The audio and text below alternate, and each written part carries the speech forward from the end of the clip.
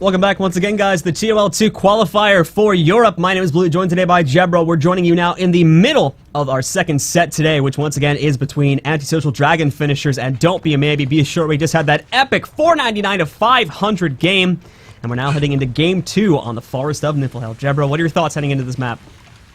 I'm still trying to get over the last game. I don't know now. It's I think we were kind of sure that how that was going to go there, and I think PhD was in the downstate for so long. That was so bad for him. It must have been horrible just sitting there waiting for the rest of the game to go. But in this game, it could be completely different. We haven't got the buffs to fight over so much. We've got the bosses, but we don't see those being hit too often.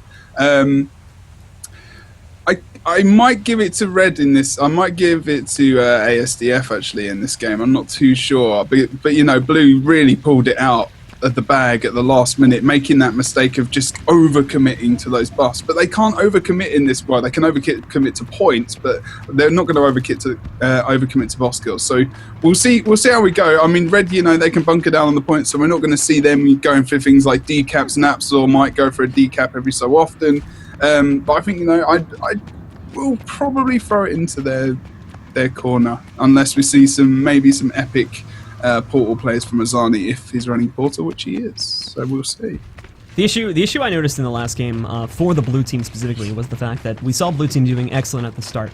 Their comp, based on what we were seeing in that last game, seems to rely pretty heavily on momentum and keeping themselves rolling, keeping themselves having that burst. Specifically, Killua and Azani need to be working together very well, making sure, because again, between the two of them on a DP Thief and a Shatter Mesmer have an incredible amount of burst to bring into a fight. So with that said, if those two can keep their momentum rolling, keep their burst going, they can end fights extremely fast and just allow blue team to essentially bulldozer through most of the red team and most of their bulk. The issue that we saw last time, though, was there were some scenarios where they ended up getting split up or their burst ended up failing, and because of that red team, with kind of how tanky they are here at the moment, you take a look, 2 Warriors, Guardian, you've got an Ellie on staff, and Napsor is fairly tanky as well. If those bursts fail, they can survive through most of what else the blue team has, the blue team has to offer to throw into them there. So it's very much reliant on that momentum keeping going. If they're not able to keep that rolling, as they did have issues with a little bit and towards the middle of the last game, then they are going to find some issues. But we will have to see how things go, as somewhat unsurprisingly, we're going to see Killua and Azani pushing over towards the far node to go for that. Killua will actually redirect, however, and is going to head over here towards the middle instead, where we only have a 1v1 between the 2 warriors. There is some additional pressure being applied by ASDF over here towards the blue team home node, once again by PhD, as well as Templar this time as well. Got a capture point. Warrior and Guardian. That's going to take a long time for them to take those guys down. I mean, PhD, he's running Celestial Will, so he's going to be able to get a lot of conditions off, of course, and the main focus is going to be, it looks like Infamous Shaku at the moment, I mean, although PhD always going for the range now with the longbow, just trying to escape some of that damage that was coming onto him, coming back into the point. So that fight's going to last, I think, for quite a while, actually, to be honest. And at the moment, at mid, does look like blue team. Oh, we do see a port. Sorry, not port. That's Azani going to get this decap now for the second time again over here. No trouble with it whatsoever. Again, just letting that happen, unfortunately. And it doesn't even seem like anyone from the red team is going to pull back to support that. And as well, back in the middle, too, blue team is winning that fight. Napsor and Slinger both will go down here. Lotso just going to carefully let them bleed out from off point here just for safety reasons. Killua just going to come in here as well. But with that said, blue team now going to really start to put themselves on the board. Red team pretty much focused only on this fight over here at the henge, as you can see. Both PhD and Templar are going to be fighting that one. Again, Templar and Bunker Guardian obviously allowing this fight to go on for quite a bit of extra time. And then as well, back over here at the mine once more, you do have Amsterdam going up Azani. Again, Amsterdam on Hambo, having that extra pressure throwing the point through Combustive Shot and just through hammer combos in general, and with Slinger on his way. Wasn't going to be too good for Azani to kind of camp there, due to the fact that he unfortunately probably would have gotten locked down by a hammer combo eventually, so it's much better for him to pull back. He's now going to head over towards the home turf and try to make a much more of a difference over there. It's very interesting because we're going to see Red going for that the 3 points in the moment. Oh, PhD going down over on the henge. I think the blue team just want to get this over and done and dusted, and Templar is on his own versus they're only going to keep 2 maximum really here. They don't need to keep the Bunker Guardian over there. He's going to back up the point over at mid, which is really going to be quite good because the decap has come in. And we do see mine is the only point currently capped for the red team, but again, Azani doing that decap thing that he does. And we see PhD, he's going to be rotating onto that point, so he's going to be able to go up against Mesmer. That's going to be quite a good matchup for him. He's going to be able to get a lot of conditions. But Azani doing a good job of actually getting that Kelstorm down on the point. which is actually going to cause PhD a few problems, but more problems for Azani because he's not going to be able to keep that cap for very long at all. He's going to have to come off point, and you know, that's going to be PhD's fight, really. It should be.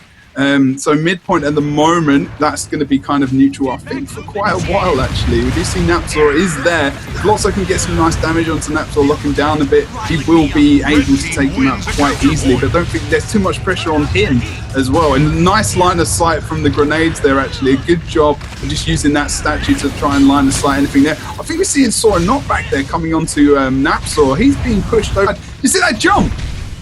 That was epic. No, what happened? Good move from him, actually, which enabled him to come back onto the node just as PhD jumped off. That was a lovely little jump there. I haven't seen that before in the game. Another portal play from Azani over here. Azani making very heavy use of the portal, actually. A lot more than we see a lot of other Mesmers do it, but again, it keeps working, as you can see over here. And yet another decap as well, full cap in just a moment. Going to be scored for him and his team, so they will actually fully evacuate out of mid in an attempt to do that. As well, we're going to be seeing Captain Qualifier rotating over from that mine point. Is going to come over here to assist the Henge instead, where blue team is growing very, very close to a cap. I actually don't know why Kush is coming over here.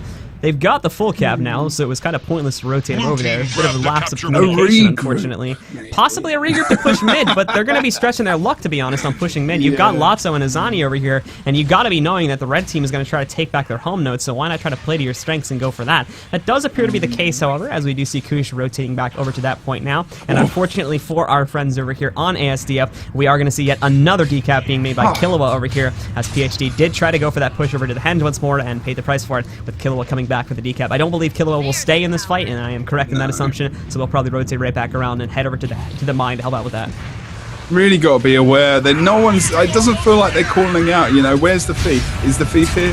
Can we see him anywhere? Can we see the Mesmer? These guys are getting the decaps. They need to know where these players are in the fights. Oh, Time Warp coming out. Templar's going to go down unless someone can. Jesus, no. Lotso goes into the downstate there completely and gets knocked out as well. Even with the Time Warp presence coming out, only one player on the corpse itself. So with that said, Lotso's still going to get stomped out of play. ASDF as well, looking very good. Though one of their players goes down, Templar, I believe, but a banner comes out from Amsterdam once again. They're too elongating their fight by that much longer, and things are not looking good in general here for the blue team. As you can see, though, you still have Azani putting that burst on, but Captain Kushbeard on the point, taking 3-4 players, putting full DPS onto him with little to no peels at all. He's going to get melted there, get knocked out, and with no one else to stand on the point there, red team will now take a 2-cap. Yeah, that's good now. That's going to bring them back into the game, of course. It does look like Kalua's having a couple of problems. He needs to just be careful. He's going to regenerate fine. He should clear combat in a second. So. Yeah, exactly. And PhD, now the blue team are rotating back to mid, but so red team, they're on the good side of this at the moment. And we are going to see Amsterdam just going to hold their close point because they really want to just pull some points back. They've got to be careful. They've got to be quite cautious here. They don't want to lose that back node again. They don't want to get that deco. So we're going to see Kushberry. Look, he's coming back.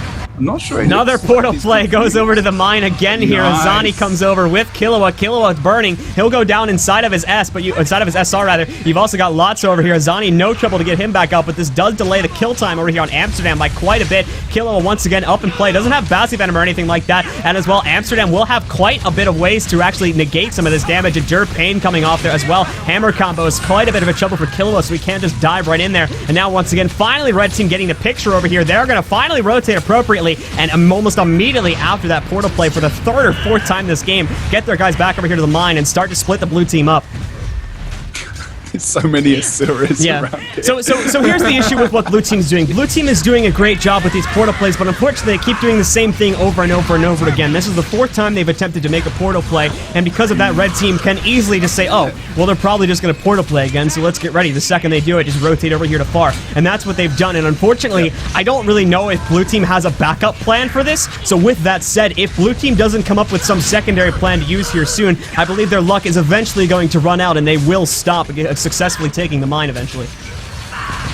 And because, like you're saying, they've got just so much bunker ability on this team. They can, you know, they can outlast that portal play. It's fast, it's good, but maybe use it somewhere else. You know, maybe use it to get somewhere else on the map so that they're not 100% sure where they're going to push. It's it's good. It's a good move, but it's just a bit. The issue is that their whole strategy relies completely on this. I feel, and because of that, it's hindering them. Because Red Team is like, oh well, they're just going to do this again, so let's just counter it and go over there and rotate and then fight them where they can't fight us, and we'll just win that again. So and they don't have to push. And they are starting to do some different things here once again. Though you did have the Mesmer Azani. He did go into mid there for a little bit, leaves the portal down. So I think they are going to try to do a 360 on this one. However, again, the portal is visible. Red Team knows something's up. They've done this now 4 times. This will be the 5th time in just a second. They'll head back to mid. So there's no doubt in my mind that Red Team knows this is going to be coming over the next few seconds. They're probably getting ready to rotate. You can already see some of their guys kind of getting off the node and getting ready for this. So if we see a portal, I will not be surprised at all. Yeah, and Chieftain just killed by blue. So that's actually quite nice that that's keeping them in. It's keeping them on par, but now it's given them the edge in the stats. You know, they've actually got some extra stats now, so that might actually help in that team fight a little bit, which is quite good. But I'm not sure it is actually, to be honest, because I think they can out-sustain the flipping stats boost of the game. Saying that, someone did just go down on node. That time warp again. Not being used to the full advantage that it can be used for, you know, not enough cleave coming down, no one really being able to go for that res, and Azani was actually almost dead when he used it and had to go off point, so he couldn't even utilize any damage. You know, it's just some timing of some of these things needs to be a little bit more. They can't win fights, blue team. They can't win big fights. That's the issue that I'm noticing here. They don't, for whatever reason, the burst isn't coordinating properly enough, or they're just not getting enough damage out onto this red team guys. So it feels like they should just split. They should just split like. That wouldn't be a terrible thing, because again, you can just kind of keep Azani and Killua together as kind of a shock spot, and then send Lotso and Captain Kushberry to separate points, and then have the Mesmer and Thief move between those, force smaller fights, 2v3s or something like that, and then just knock them out there with that burst. But unfortunately, we're not seeing that. We're seeing constant momentum between middle and the far point through portals, and because of that, Red Team has finally caught on to this. It was giving Blue Team an advantage for probably about the first half of this game, but it's now kind of run its course, and Red Team has found a way to counter this. Yeah, and because, you know, they were so paranoid about losing Henge, you know, whoever was holding it, I think it was infamous Shaku on the Bleed team, he was out of everything. So, you know what, they could just rotate their guys from the mid to mine. You know, they always knew where the people were, and they're starting to, I don't know. Shaku is also just not being used, in my opinion, like, at all. They're not doing anything with him.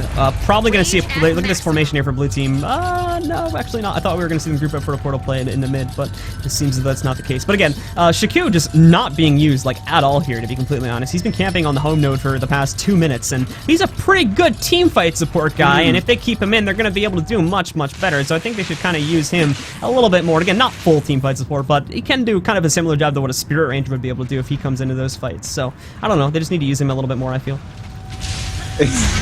People are saying in chat how they think they're gonna come back. I'm not sure they will do this time, to be honest. Another portal towards mid. Here we go. Let's wait and see how Red Team rotates this. They are coming into this now. PhD is going to be the one to hold this off. I can hear you. I can hear it in your voice. You know what's going to happen.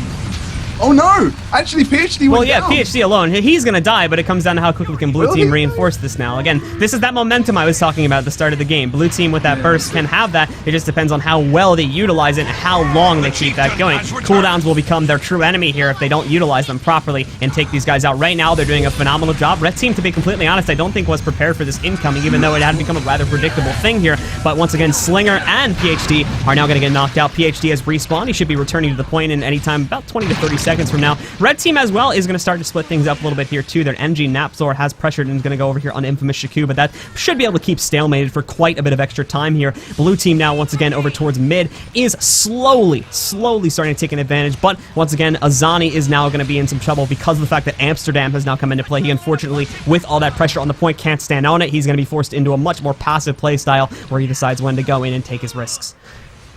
Yeah, we're actually Napzor going down there, and we see again. Oh, boss kill coming out from Infamous Shaku. That's going to bring them up to about 311, 12. So I'm not sure that's going to be. Nah, I don't think it's going to happen, guys. I don't think that hype is there this time. They are slowly taking mid. Here's the thing, even if they take mid, they've also got a decap far at this point, too. So unless there's a big mistake from ASDF, and to be completely honest, ASDF is not going to screw around after that last game there. They've got 3 guys turtling the node. So with that said, I believe we will see Game 2 going into the favor of ASDF. GG has been called here. So with that said, we're going to see the set tied up at 1-1 here, and we will be going over to a Game 3 to determine who is going to qualify for the Tournament of Legends 2 finals at the end of August.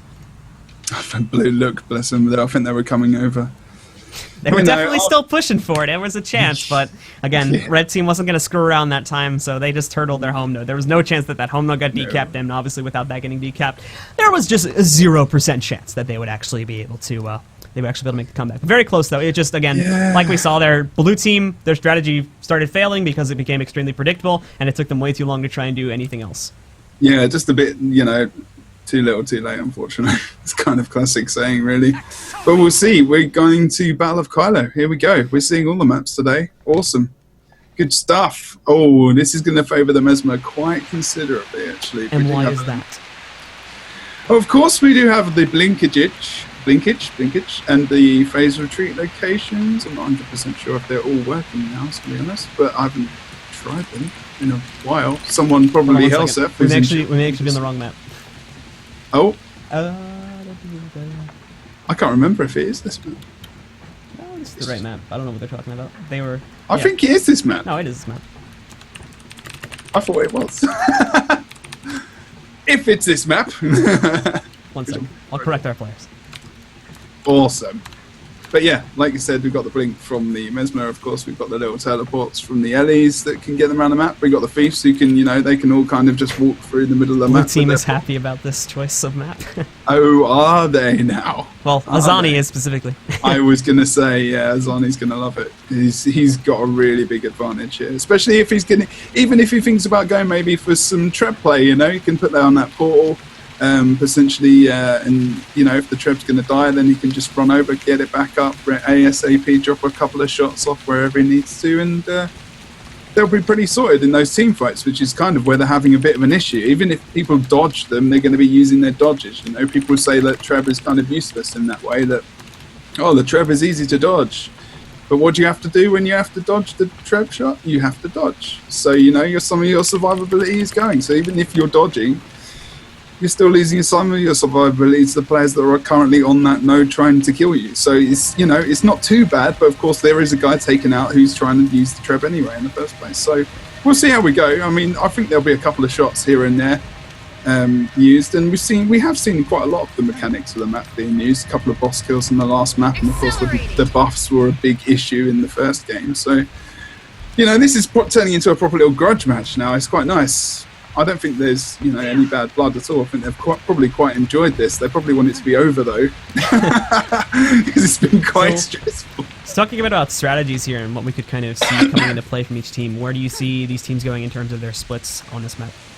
I'm not sure, because I didn't even expect Red to do that push that they did. I mean, if they were going to push, they probably did it with the right people, I suppose. But I don't know, maybe we'll see Red push again, similar way, maybe pushing the Guardian Warrior over to far, but it's going to be quite slow moving for them, so I don't think that would be a good idea. If they're going to push, maybe send Napsol to try and get on the point first to keep it decapped, maybe with a Warrior, if they do that.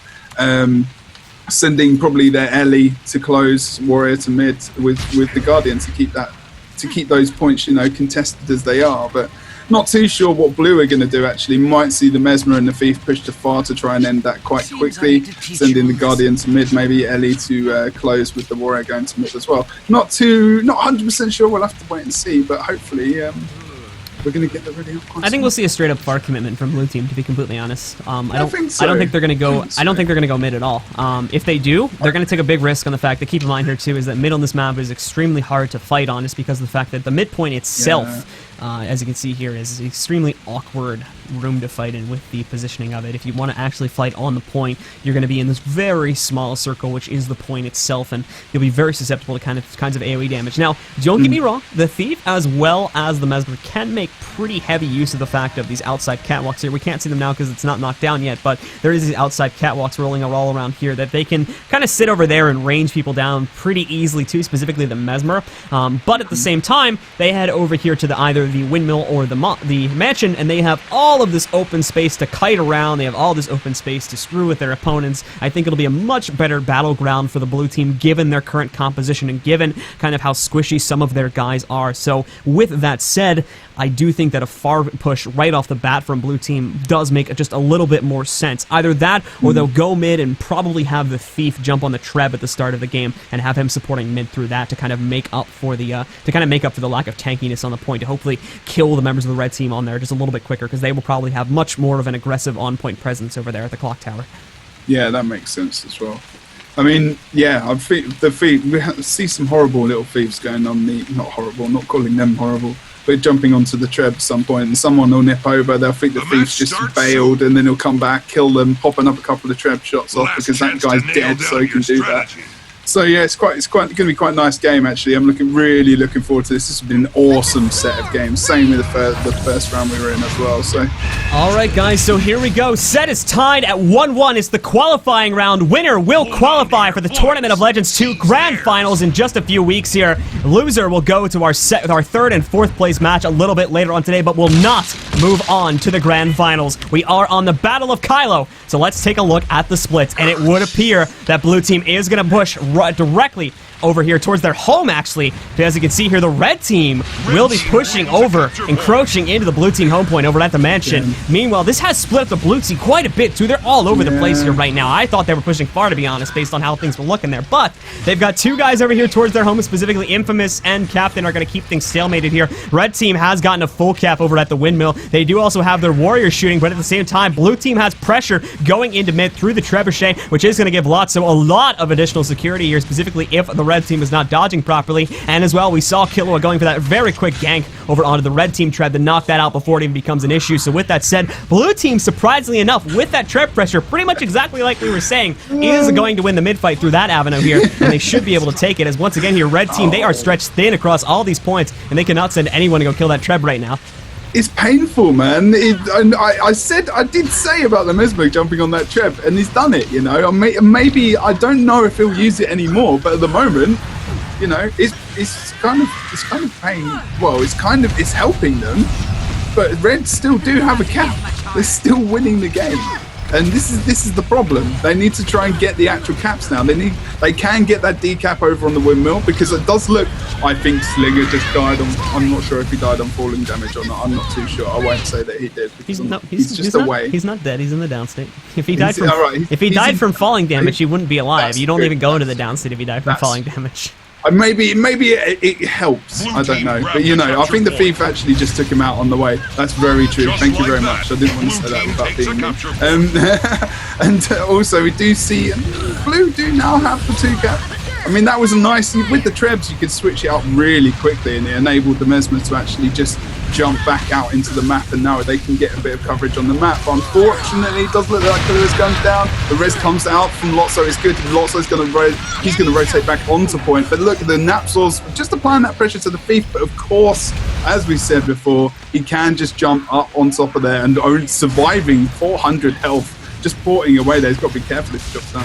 This is a very different game from what we had in Game 2, to be honest here. You take a look, whereas in Game 2, it was like pretty much one consistent fight the entire time, with maybe a 1v1 happening on some of the other points. This game, everyone's fighting on every single point here at the moment, so it's very much a different game for both of these teams. In terms of who will take an advantage in it, personally, I feel it's better if red team does that, just because they're bulkier and can probably stay alive, giving them more opportunities for their opponents to make mistakes there and take an advantage through that. So I personally believe that red team here will take an advantage in that regard, but we are going to have to wait and see here, because at the moment it is obviously favoring the blue team, but that may change very soon, because even with his Treb pressure currently going into the clock tower itself, Killua has gone into the downstate. Slinger, however, at the same time is also in the downstate, so blue team may still have their opportunity to save, and that's looking extremely likely, considering that once again here we have seen the full kill go off due to additional Treb shots, and Napsor not dodging that Treb properly. He's going to go pretty much into the downstate here. He does have Killua putting that pressure on him. He should have adequate enough pressure ready here to kill Napsor, but thankfully Napsor has that healing kit ready to go, so instead we are actually going to see the thief moving back over here towards the windmill. He'll score a decap there as kind of revenge, as we did to the red team, getting their TCAP back in the clock tower here too. Yeah, it was nice. Nabzor actually did. He had the Toss Elixir S as well, which really saved him. So that nice little combination. The Elixir S really does give you a lot of survivability at different times. Once you use one of those abilities, normally the other one's ready to come back off cooldown after you spam them at the same time. You know, you've got. It is really nice. It helps so much. You've got so many abilities on the engineer. You know, it's just good to have that extra survivability. I think Slinger actually did a good job of rotating off point in mid. Because he was really being focused by the I can't remember who it was by now. I was actually just completely lost that. Slinger now is moving back over towards the mansion node, where we're going to have a little bit of a 2v2. Lotso's in a bit of trouble as well, with Amsterdam coming up in the rear. Also, we see Kahlua as well coming up into the node as well. So we've got a big team fight kind of happening over here at the moment. We don't see Napzor or Templar in this. So in a moment, those trip shots!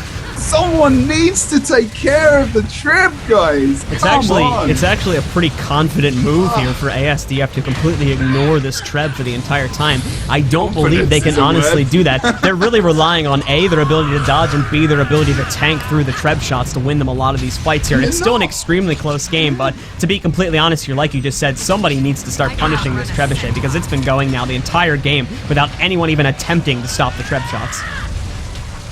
And with, you know, I mean, it just helps, you know, if they're trying to get stumps, if they have to dodge, like I said before, they have to use their dodge to avoid it. So they can't dodge the other abilities that are coming in from the other guys, you know, so they can burst when they want to burst quite freely. So that it's always going to be a benefit for the Treb to be in that. Even if, you know, you're not anywhere near the shot, sometimes through paranoia, you just start to dodge, you know, that's just the way it is. But now we do see Napzor kind of ranging on the midpoint. Still, have we seen that we see no one going to the Treb, dude.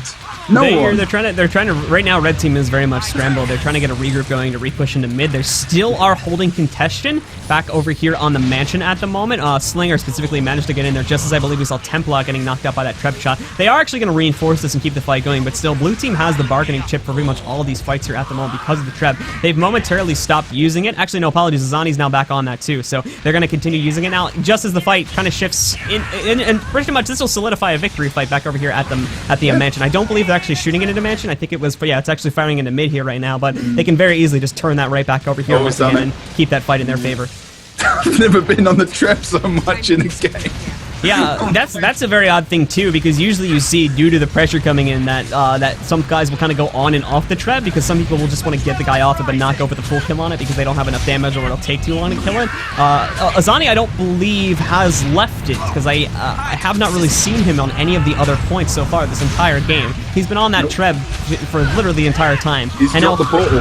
Yeah, well, so this is part of the reason too. We haven't touched on this yet. This is actually part of the reason why I don't believe they've gone for the Treb kill yet, is because Azani is just going to be pure evil with the portal, and this, even if they kill that Treb, Azani can just go grab the kit portal back and instantly have it up and running again in about 5 seconds. He's not going to destroy it. No, he's probably going to let it bleed to about like 5% of its health.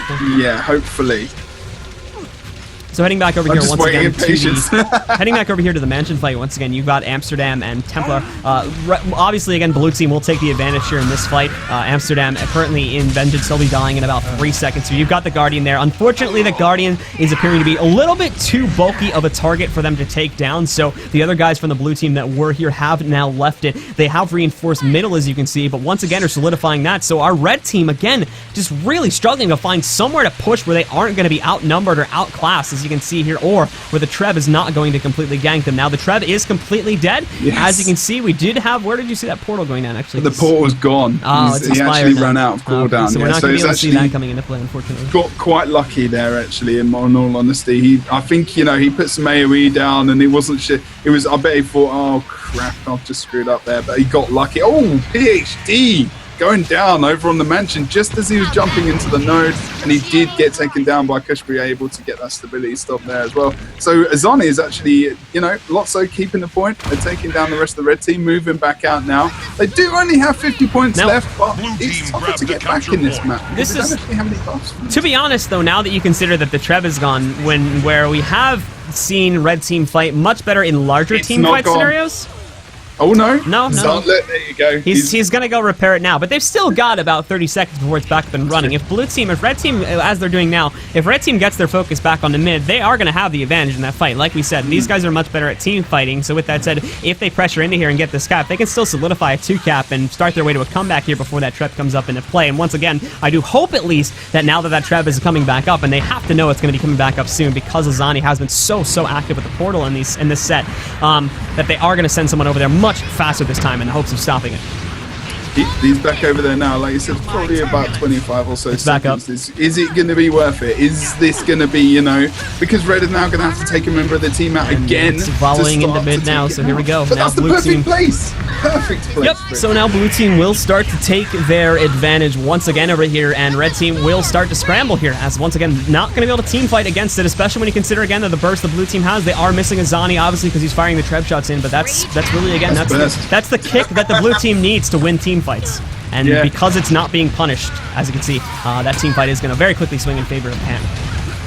Azani loving this. Look, Amsterdam's just jumped back onto it now. He wants to just destroy it, but that means that Azani can just jump back into the map and go hopefully quite quickly over towards the windmill point to actually help versus Napsol, which is exactly what's happening now. And Napsol's actually, I was about to say that he was doing very well holding the node. Now that Elixir S saved his life for a short time, but you know, he's off point now. And they're going to be able to get that 2 side cap now. We're almost getting to about 80-point lead. So with the 2 cap coming in for Blue, Red need to really think about trying to maybe get some treb action of their own. I'm not sure it's really that much of a good idea, to be honest. But you know, maybe Napsol could use that speed while he's running around with his kits to actually try and get that treb up. But I'm not sure that's going to be a plan, to be honest. It's going to be tough for them to come back into this game, to be honest, but I'm not sure how they're going to move around this. Like I said, again, they've got to solidify a cap somewhere here. Unfortunately, Blue Team, like I was saying, they do have that kind of shock squad potential now that both Azani as well as their Thief are free roaming around the map here at the moment with no sign of being slowed down anytime soon. Azani is actually camping over here at the mansion, but at the same time, Blue Team back over there at their home no does have quite a bit of security, close proximity to respawns. They've also got plenty of guys that can pull off a mid if necessary, but Red Team is definitely making progress over here too. Killua, as you saw there, stepped on to try and get even just a little bit of a res on Alotso and almost instantly lost his entire health pool here. So Red Team definitely going to make some progress, but at the same time, they've got 3 of their guys here, which means quite a few of them back in mid really aren't going to be available to assist with that, but at the same time, Blue Team not really going to make too much progress in that either, as they've got their tanky guys, so mid is generally speaking a stalemate, but once more, even with this cap in their favor for the Red Team back over here at the mansion, mid still a stalemate, and Far is not showing any, actually no, Far will get decapped here, so they are going to take a small advantage now, especially once again, they still have to knock out Captain Kushbear, but assuming they're able to do that, they will start to take a little bit of an advantage back. It's still definitely a very daunting comeback to make, but if they hold on, they can do it. No, this feels over, man, to me, to be honest. 3 minutes left in the game, 150 points. It's too tight for these guys. It's too tight, isn't it? I mean, Napsor again going down over on the windmill. We have Templar over here. He could jump on the point, keep it contested, you know, but he's not gonna be able to do anything. He's just gonna be sitting there for ages until anyone can come over because there's contention going on the other nodes. It's not possible for Red to come back into this game at the moment, in my opinion.